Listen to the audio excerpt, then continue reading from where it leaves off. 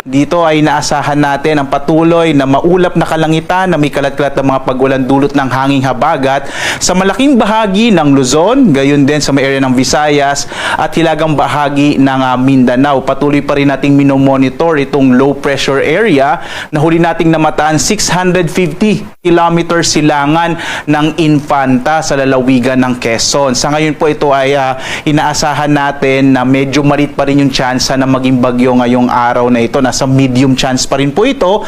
Ibig sabihin, in the next within 24 hours, medyo malit pa yung chance na maging bagyo, pero sa mga susunod na araw ay tumataas yung posibilidad na maging isang tropical depression itong low pressure area na ating minomonitor. So magbibigay pa rin po tayo ng mga updates sa mga susunod na sandali. Samantala naman, in the next 4 days, inaasahan natin magpapatuloy ang maulap na kalangitan na malaking chance ng mga pag-ulan hanggang sa pagtatapos ng linggong ito sa malaking bahagi ng Luzon at Visayas dahil sa epekto ng hanging habagat or southwest monsoon. Inaasahan naman natin medyo mababawasan na yung mga pag-ulan sa Mindanao sa mga susunod na araw.